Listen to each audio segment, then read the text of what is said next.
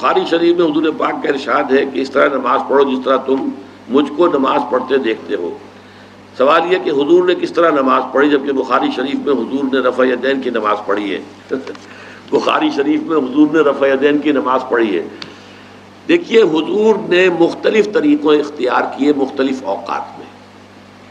اب صحابہ کا طرز عمل یہ ہوتا تھا کہ مثلاً ایک روایت آتی ہے کہ ایک صحابی حضور سے ملنے آئے، کوئی بدوی تھے، دیہات کے آدمی تھے، انہوں نے حضور کو دیکھا کہ آپ کا گریبان کھلا ہوا تھا، آپ نے بٹن لگائے ہوئے نہیں تھے۔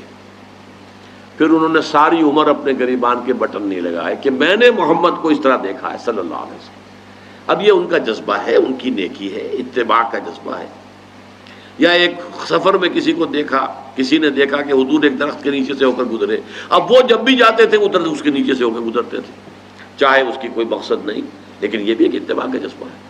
تو اس میں یہ ہے کہ نماز کی بعض چیزیں ایسی ہیں کہ جن میں معلوم ہوتا ہے کہ حضور کچھ اس میں رد و بدل کرتے رہے۔ کبھی آپ نے ہاتھ بالکل کھلے چھوڑ کر بھی نماز پڑھی ہے، کبھی آپ نے ہاتھ نیچے باندھے ہیں، کبھی اوپر باندھے ہیں۔ اسی طریقے سے رفع یدین کبھی ایسا بھی ہوا ہے کہ آپ نے وہ کی ہے جیسے کہ اہل حدیث حضرات کرتے ہیں، اور جیسے کہ یہ شیعہ کرتے ہیں وہ اس سے بھی زیادہ کرتے ہیں رفع یدین۔ اہل حدیث سے آگے ہیں، وہ بہت آگے ہیں رفع یدین کے اندر۔ اور ایک رائے یہ ہے کہ حضور نے آخری زمانے میں آ کر سارے رفع یدین چھوڑ دیے تھے سوائے یہی جو تکبیر تحریمہ کے وقت ہے۔ اب یہ روایات، اب یہ بحث ہو جائے گی علمی، کس روایت کا کیا مقام ہے، کس کی کیا حیثیت ہے۔ بخاری شریف میں جو روایت ہے وہ یہی ہے رفع یدین کی، جو آپ صحیح کہہ رہے ہیں، لیکن یہ کہ بخاری شریف واحد کتاب تو نہیں ہے حدیث کی، مصنف عبد الرزاق ایک کتاب ہے، اور اسی طریقے سے اور اس میں یہ کہ امام مالک کے پیروکار، حالانکہ امام مالک مدینے کے دارالہجرہ کے امام ہیں، وہ رفع یدین نہیں کرتے، امام شافعی کے کرتے ہیں، امام مالک کے نہیں کرتے، امام ابو حنیفہ کے نہیں کرتے۔ تو ان چیزوں میں بہت زیادہ پریشان ہونے کی ضرورت نہیں ہے۔ اصل جو معجزہ ہے حضور کا اور اسلام کا وہ یہ ہے کہ 1400 برس گزر گئے لیکن نماز کے ضمن میں اتنا اختلاف نہیں ہے کہ تمام مسلمان باجماعت نماز نہ پڑھ سکیں۔ دیکھیے رفع یدین کرنے میں جماعت ٹوٹی نہیں، آپ نے کیا یا نہیں کیا، جماعت کی فارمیشن برقرار رہی۔ فرض کیجئے کوئی شخص یہ سمجھتا کہ پہلے سجدہ ہے پھر رکوع ہے، تو اب یہ دو آدمی ساتھ نماز نہیں پڑھ سکتے، جن میں سے ایک کے نزدیک پہلے رکوع ہے پھر سجدہ ہے، دوسرا یہ سمجھتا ہے کہ نہیں پہلے سجدہ ہے پھر رکوع ہے، نہیں ہو سکتی، ان کی جماعت اب جمع نہیں ہو سکتی۔ یا کسی کا یہ خیال ہو کہ جیسے ہر رکعت میں رکوع ہے کہ سجدہ بھی ایک ہے، وہ ایک سجدہ کر کے کھڑا ہو جائے۔ اب ظاہر بات ہے دوسرا شخص جس کے نزدیک دو سجدے ہیں وہ ایک اور سجدہ کرے گا، فارمیشن ٹوٹ گئی، اب وہ ساتھ نماز نہیں پڑھ سکتے۔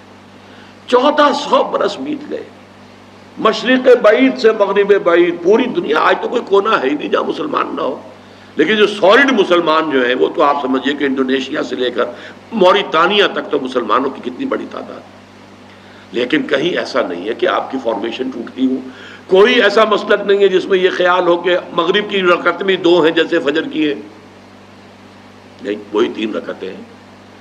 کوئی ایسا مسلک نہیں جس میں یہ معلوم ہو کہ فجر کی رکعتیں 3 ہیں 2 نہیں ہے، کوئی نہیں۔ عصر کی 2 ہیں یا 4 6 ہیں، یہ نہیں، وہی رکعتیں، وہی رکعت کی ترتیب، پہلے کھڑے ہونا ہے پھر رکوع ہے پھر کھڑے ہونا ہے پھر سجدے میں جانا ہے پھر بیٹھنا ہے پھر سجدہ پھر کھڑے ہونا۔